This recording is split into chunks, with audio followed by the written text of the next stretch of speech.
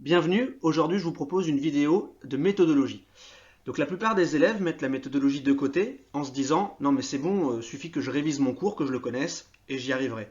En fait, connaître son cours c'est la base, et effectivement vaut mieux connaître son cours avant de regarder cette vidéo de méthodologie, et vaut mieux connaître son cours le jour du bac, ça c'est bien.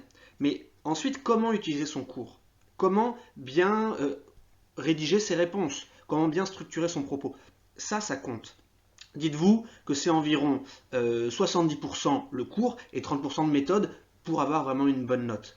Donc la méthode, ça vous permet finalement de comprendre ce que le correcteur attend de vous.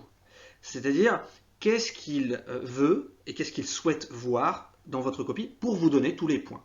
Et c'est ce que je vous propose de voir dans ces vidéos sur la méthode. Pour ceux qui l'ignorent, l'épreuve de SES a lieu en mars. Elle dure 4 heures et elle est notée sur 20. Petite spécificité, vous avez le choix entre deux types d'épreuves. Soit vous choisissez la dissertation, et je consacrerai une vidéo ultérieurement sur la dissertation, soit vous choisissez l'épreuve composée, et c'est ce qui nous intéressera aujourd'hui. J'insiste bien, vous me choisissez soit la dissertation, soit l'épreuve composée, c'est l'un ou l'autre, et vous ne faites pas les deux. Ça ne sert à rien, le correcteur ne va pas se dire ah bah super, ils ont fait les deux, je leur mets plus de points. Non, c'est dissertation ou épreuve composée. Voyons un peu plus en détail cette épreuve composée. L'épreuve composée, comme son nom l'indique, se compose de 3 parties. La première partie, aussi appelée EC1, est une question de connaissance. Elle est notée sur 4 points. Et cette vidéo se consacrera à cette partie-là. Deuxième partie, aussi appelée EC2, elle est notée sur 6 points et c'est une étude, analyse d'un document statistique. Enfin, troisième partie, et c'est celle qui rapporte le plus de points, le C3, elle est notée sur 10 points. Il s'agit d'un raisonnement développé à partir de 3 documents. Voyons tout de suite la première partie, aussi appelée EC1. Le C1, donc la première partie de l'épreuve composée, c'est une question de connaissance, une question de cours. Donc en théorie, les élèves qui connaissent bien leur cours peuvent avoir 4 sur 4. Encore faut-il allier le cours, ses connaissances, et la méthode. Cette question de cours est notée donc sur 4 points, ce qui implique que vous ne devez pas lui consacrer autant de temps qu'à l'EC3 par exemple. Petit conseil, maximum 45 minutes. Voilà, 30-45 minutes, c'est une bonne durée. Comme ça vous laisse du temps pour les autres parties de l'épreuve composée. En dessous, n'allez pas trop vite et ne bâclez pas trop votre réponse, c'est quand même 4 points à gagner. Voilà, entre 30 et 45 minutes. Je vous donne un exemple de sujet, et c'est sur lequel nous allons travailler aujourd'hui. Montrer comment les institutions contribuent à la croissance économique. Donc c'est en lien avec le chapitre sur la croissance. Je ne vais pas rentrer dans les détails du cours ici, c'est vraiment de la méthode. On va analyser le sujet, on va voir quelles sont les pistes de réponse pour avoir 4 sur 4. Mais si vous avez du mal, revoyez la question sur le chapitre sur la croissance économique. Donc ça c'est une question et qui tombe assez souvent. C'est une question vraiment classique de C1 lorsque c'est le chapitre de la croissance qui tombe au bac. Voyons comment j'analyserai ce sujet au brouillon. Donc là, vous pouvez mettre pause et voir si vous analysez le sujet de la même manière que moi. Donc, ce que je remarque tout d'abord, c'est la formulation de la consigne. Montrer comment. Le verbe est important. Montrer comment, ça sous-entend que dans ma réponse, je vais devoir expliquer et démontrer quelque chose. Voilà. Ce n'est pas le même verbe que citer. Citer, il n'y a pas à démontrer ou expliquer. Citer, il faut donner des noms ou des choses comme ça. Montrer comment, c'est expliquer comment, c'est démontrer quelque chose, un mécanisme. Deuxième point important, c'est qu'il y a des notions qui sont essentielles dans ce chapitre et que vous connaissez. Institution et croissance économique, c'est des termes que vous allez forcément devoir définir, utiliser dans votre réponse. Enfin, et c'est le cœur de votre réponse, de ce que vous allez devoir développer dans votre C1, c'est le lien entre institutions et croissance économique. Il faut montrer que les institutions économiques contribuent à la croissance économique. Dit autrement, vous devez montrer qu'il existe un lien de causalité, c'est-à-dire que les institutions causent la croissance économique. Les institutions permettent la croissance économique.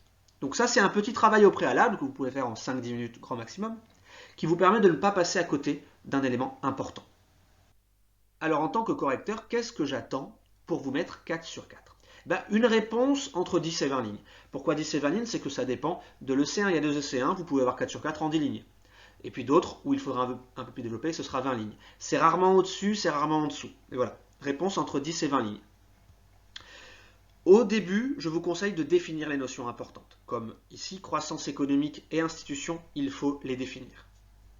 Après avoir défini, il faut essayer de préciser, d'annoncer votre idée, mais avant de la développer. C'est-à-dire, vous pouvez dire, nous allons voir que, c'est vraiment annoncer votre idée. Pourquoi? Parce que comme ça, le correcteur sait où vous allez, première chose, et puis vous savez où vous allez. Ça vous évite de vous embrouiller dans vos idées ensuite. Vous vous dites, mon idée principale, qui me permet de répondre à cette question de C1, c'est ça. Voilà. On verra un exemple juste après.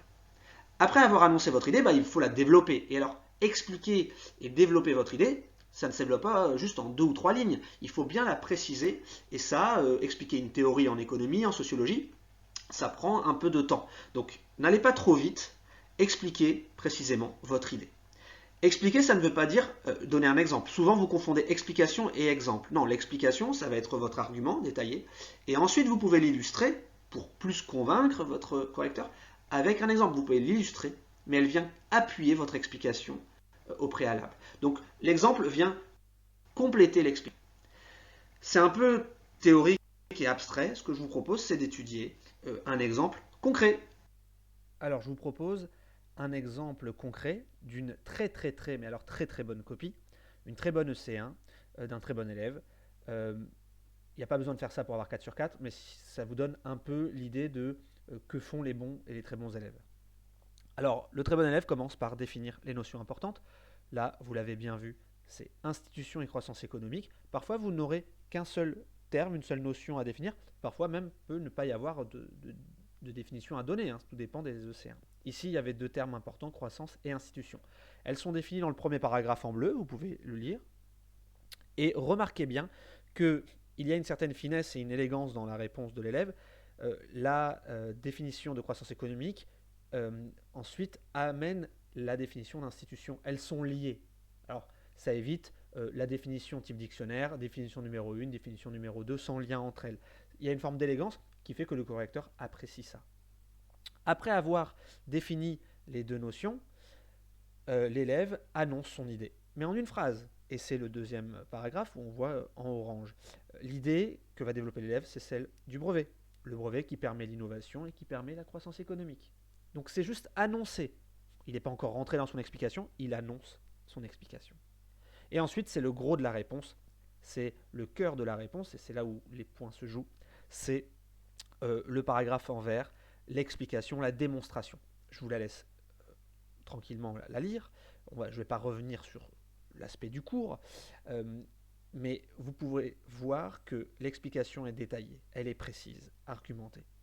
Et il y a un lien, les phrases se suivent, ils ne passent pas d'une idée à une autre, etc. C'est une très bonne démonstration. Donc essayez de vous inspirer, c'est pas évident. Vous pouvez vous entraîner. Hein. Sur mon blog, j'ai mis plein de sujets et des sujets corrigés. Donc je mets le lien dans la description de la vidéo. Vous pouvez vous y référer et vous entraîner. Vous regardez le sujet, vous le faites en une demi-heure et ensuite vous regardez le corrigé. C'est en s'entraînant qu'on progresse. Et voilà, la démonstration, c'est le comment dire l'élément le plus difficile et c'est ce qui sépare des bons élèves, de très bons élèves ou d'élèves un peu plus moyens. C'est vraiment la capacité à argumenter, à démontrer quelque chose. Et enfin, c'est en rouge, c'est cerise sur le gâteau, c'est l'exemple. L'exemple, vous voyez bien, ce n'est pas une explication, c'est simplement une illustration, un exemple, et qui vient appuyer l'explication développée auparavant. Donc voilà pour le C1. Si vous appliquez ces conseils-là, je ne doute pas que vous aurez 4 sur 4. On se retrouve pour une prochaine vidéo, cette fois sur le C2 et le C3.